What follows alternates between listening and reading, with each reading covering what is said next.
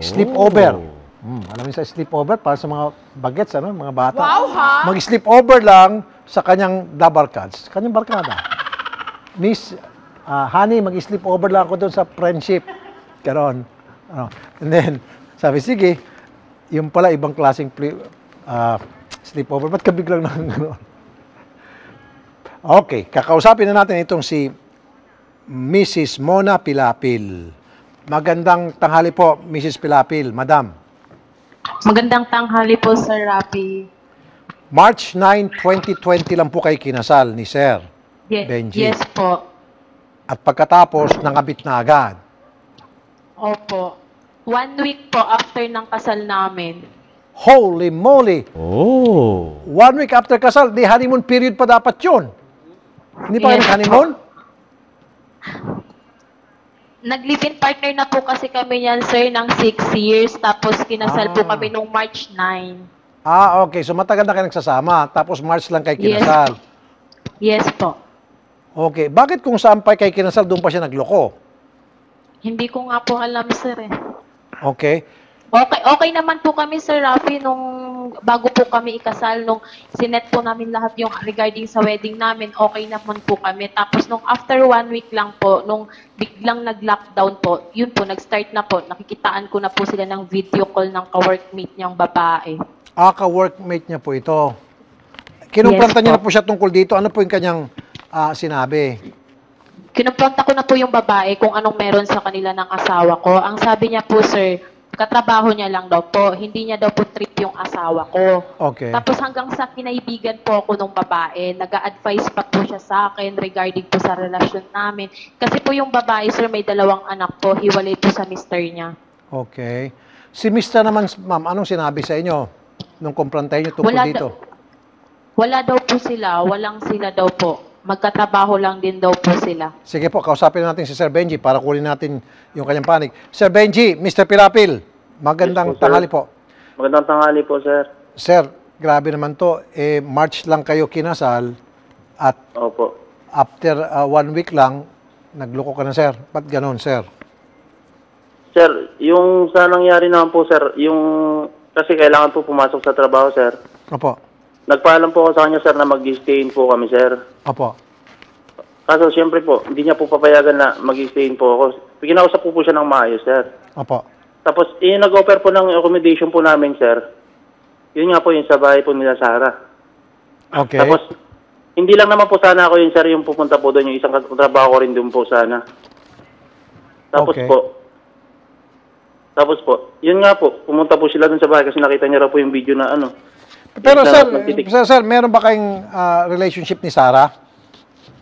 Sir, nasettle na po namin yun, sir. Nagkaroon na po kami ng MU lang po dati, parang ano lang po.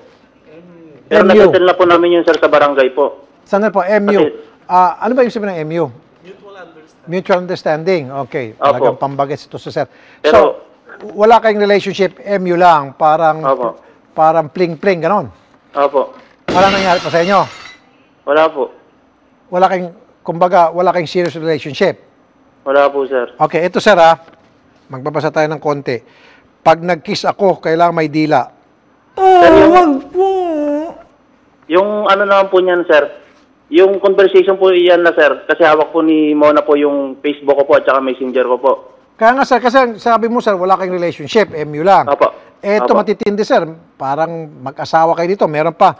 Hindi ka pa rin na maniniwala, magtiwala ka lang sa akin, gwapo kong ito, mukha ko, magluloko pa ako. So ibig sabihin, pag gwapo, hindi nagluloko. Wow, ha? Ang mga hindi lang pala gwapo ang nagluloko para sa iyong bukabularyo.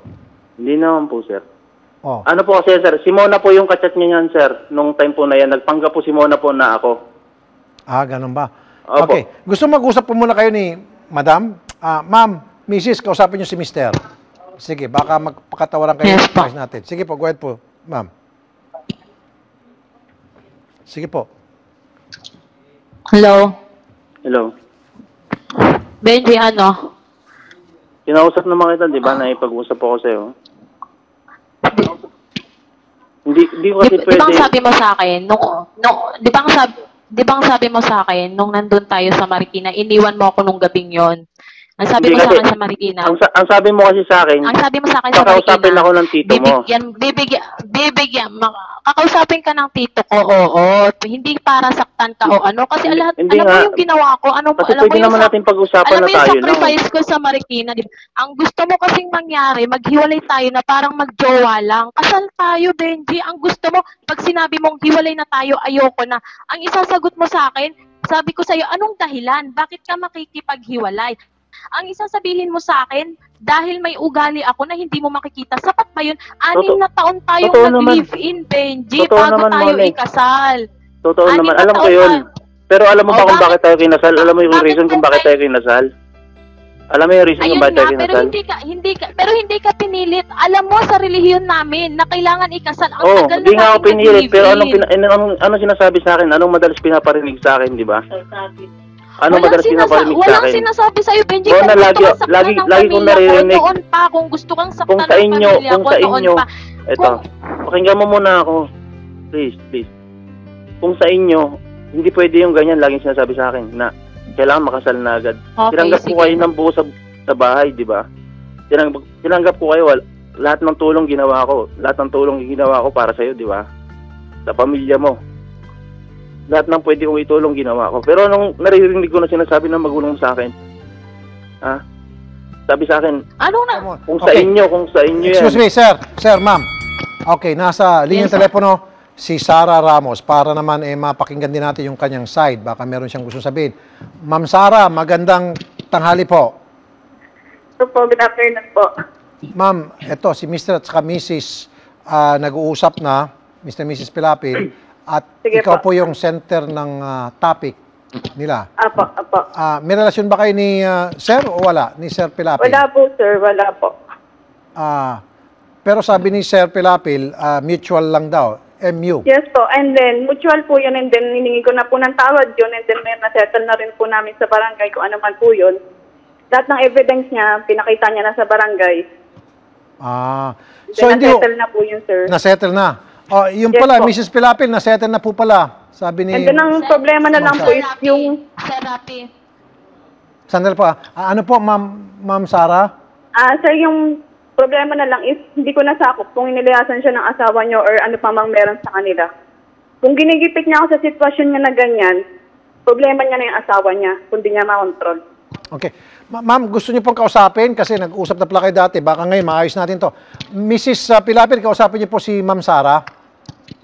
Sir Rafi, yung sinasabi niya kasing ebidensya na nailabas ko na sa barangay, wala po akong ebidensya na inilabas sa barangay. Kasi ngayon lang po ako nagkaroon ng pangalawang pagloloko nila ng maraming ebidensya. Yung sa barangay po na sinasabi niyang nasettle, yun po yung nahuli ko mismo yung asawa ko sa bahay nila. Nang hindi niya sinasabi, alam niya naman noon pa lang may issue na kami tungkol sa kanilang dalawa. Okay. So, Ma'am Sara, Yes, sir. sabi mo nagkaayos na kayo, hindi pa pala. O ba't nanggagalaiti pa itong si Mrs. Pilapil? Actually, sir, yung nagdadalaite siya kasi yung asawa niya, umalis po sa side niya, umalis sa bahay nila. Saan po Ngayon, pumunta? Hindi sa umalis sa site ko. Pinipilit niya akong may relasyon kami. Which is wala naman po. Talagang wala? Sigurado kang wala? Kahit sino pa makarelasyon ng asawa mo, di ko nasakop yan. Kung ayaw niya talaga sa'yo, wala na akong magagawa doon. Ano yung, bakit nung time na nasa Cavite si Benji, ang paalam niya nasa Cavite siya, biglang nag-chat ang tita niya kay Benji na, Benji, may ulam dyan sa ref tilapia.